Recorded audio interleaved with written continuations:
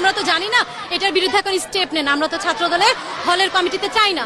তখন আমরা রাতের 11:20 বাজে আমরা একটা হল কমিটি মিটিং ডেকেছি। মিটিং এর মধ্যে তখন আমাদের ওদের যারা কমিটিতে আসছে সবাইকে আমরা জিজ্ঞাসা করেছি যে তোমরা যে কমিটিতে আসছো তোমাদের হচ্ছে মানে নিজস্ব অপিনিয়ন আছে কিনা বা তোমরা জানো কিনা, অবগত কিনা। তখন তারা অনেকেই স্বেচ্ছায় এসেছে এবং অনেকেই তারা জানেই না তাদের কমিটি দেওয়া হয়েছে এবং তারা সভাপতি পদে আছে, সাংগঠনিক পদে আছে।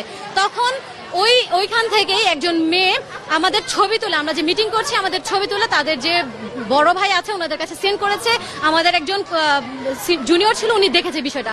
পরে আমরা যখন তার কাছে দেখতে যাই তখন দেখলাম যে হ্যাঁ সত্যি সে আমাদের ছবি তুলে তার সিনিয়র ভাইয়ের কাছে এটা প্রেরণ করেছে। তখন আমাদেরই ব্যাচমেট একজন ওর ফোনটা নিয়ে বললো যে আপাতত তোমার ফোনটা টেবিলে থাকুক, যখন আমাদের মিটিং শেষ হবে তুমি তোমার ফোনটা নিয়ে যাবে। এরপরই আমাদের পরপর ম্যামরা চলে আসছে। ম্যাম থাকে বেলি রোড থেকে ম্যামের এখানে খবর গিয়েছে আমাদের হলে মারামারি হচ্ছে, অথচ আমাদের হলে এরকম কোনো কিছুই হচ্ছিল না। এরপর ম্যাম যখন আসার পর আমরা হচ্ছে ম্যামকে তখন অবগত করি না, কারণ বিষয়টা আমাদের কাছে নর্মাল মনে হয়েছে যে আমরা জাস্ট তাদের সাথে কথা বলবো।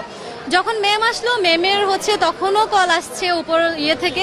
কল আসার পর ম্যামকে অনেক থ্রেট করা হয়েছে। ম্যাম বিষয়টা বলছে যেহেতু আমি এখন তত্ত্বাবধানে আছি আমি বিষয়টা দেখছি, আপনারা কিছু না বললেও হবে। ম্যাম সবাইকে সুন্দর করে বুঝিয়ে দিয়ে গেছে যে ঠিক আছে মা, যেহেতু ওরা রাজনীতি হলের ভিতরে চাচ্ছে না তোমরা ক্যাম্পাসে রাজনীতি করো, কিন্তু যখনই তোমরা হলের ভিতরে ঢুকবা তখন যেন তোমরা সাধারণ শিক্ষার্থী হিসেবে ঢুকো, কারণ এই প্রভাবটা যেন তাদের উপর না পড়ে। তোমাদের ব্যক্তিগত স্বাধীনতা আছে, তোমরা ক্যাম্পাসে রাজনীতি করো। এখানে সবকিছু মিটমাট হয়ে যায়। কিন্তু পরবর্তীতে এর পরের দিন আমাদের কাছে মানে খবর আসে যে একটা তদন্ত কমিটি গঠন করা হয়েছে। আমরা নাকি তাদের উপর হ্যারাসমেন্ট করেছি, তাদের মোবাইল নিয়ে টানাটানি করে নিয়ে গিয়েছি, তাদেরকে রুমে আটকে রেখে মারধর করেছি, মানে বিভিন্ন মিথ্যাচার করা হয়েছে। ইভেন তদন্ত কমিটি সকাল 9টা বাজে আসার কথা ছিল, আমরা সকাল 9টা থেকে দুপুর 1টা পর্যন্ত হলে সবাই অবস্থান করেছি, স্যার ম্যামদের জন্য অপেক্ষা করেছি, ওনারা কেউ আসেনি। তখন ওনারা বললো যে আমরা যেন ওনাদের কাছে যাই। তখন স্যারদের বললাম যে স্যার এতগুলো মেয়ে আমরা তো তাদের রেসপন্সিবিলিটি নিয়ে যেতে পারবো না, অলরেডি তখন রাজনৈতিক বড় ভাইয়ারা এখানে অবস্থান করছিল। তখন স্যাররা বললো যে ঠিক আছে আপনাদেরকে আমি জানাচ্ছি। কিছুক্ষণ পর তারা কল দিয়ে বলো ঠিক আছে আমরা আসবো। 5 মিনিট পর আবার কল দিয়ে বলো আমরা আসতে পারবো না, আমাদের একটু পার্সোনাল সমস্যা, আমরা সিকিউরিটিহীনতায় ভুগতেছি, তোমাদের আসতে হবে। তাহলে আমার প্রশ্ন হচ্ছে শিক্ষকরা যদি সিকিউরিটিহীনতায় ভোগার কারণে আমাদের প্রশাসন থেকে হলে না আসতে পারে, তাহলে আমরা 150 থেকে 200 জন মেয়েকে নিয়ে কিভাবে সেখানে যাই?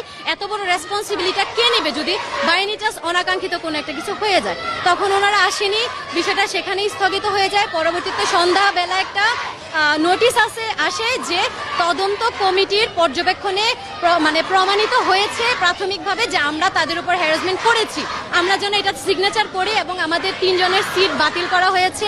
এর মধ্যে আমি, আমার আরো 2 জন ফ্রেন্ড আছে, একজন সাংবাদিক সমিতির আছে। হ্যাঁ, আমাদেরকে আগামীকাল 6 তারিখ কালকের মধ্যে হল থেকে চলে যেতে বলা হয়েছে। এরপর আমাদের যে হল সুপার রীতা ম্যাম, ওনাকে বলা হয়েছে আপনি নিজে থেকে অব্যাহতি দিবেন, কারণ আমরা যদি আপনাকে অব্যাহতি পত্র দেই সেক্ষেত্রে আপনার একটা মান সম্মান হানি হবে, সেক্ষেত্রে আপনি নিজে দিলে ভালো হবে। ম্যামের বিষয়টার কাছ থেকে জোর করে ম্যামের কাছ থেকে জোর করে একটা লিখিত স্টেটমেন্টও নেওয়া হয়েছে, সেটা আমরা জানি না যে কি লিখিত। অধ্যক্ষ স্যার, প্রশাসন, তো আমরা জানি না আসলে সেটা কি কোন বিষয়ে লিখিত নিয়েছে। তো আমাদের সিট বাতিল করা হয়েছে। ম্যামের কাছে আমরা এ পর্যন্ত অনেকবার গিয়েছি, কিন্তু ম্যামরাও আমাদের কোনো কিছু বললো যে প্রশাসনের হাতে কোনো কিছু নাই। তাহলে প্রশাসন চুরি পরে বসে থাকুক, ওনারা কেন আছে? আমার কথা হচ্ছে আপনারা আছেন আমাদের দেখাশোনা করার জন্য, আপনারা যদি দেখাশোনা করতে না পারেন তাহলে নিজ ইচ্ছে আপনার দায়িত্ব ছেড়ে দেন। দায়িত্বহীনতায় আপনারা ভুগবেন, আপনারা আমাদের মতো সাধারণ শিক্ষার্থীকে এভাবে যা ইচ্ছা তা ডিসিশন দিয়ে দিবেন, এটা তো আমরা মেনে নিব না। আমার কথা হচ্ছে বিড়ালের মতো 100 বছর না বেঁচে আমি বাঘের মতো একদিন বেঁচে যাব।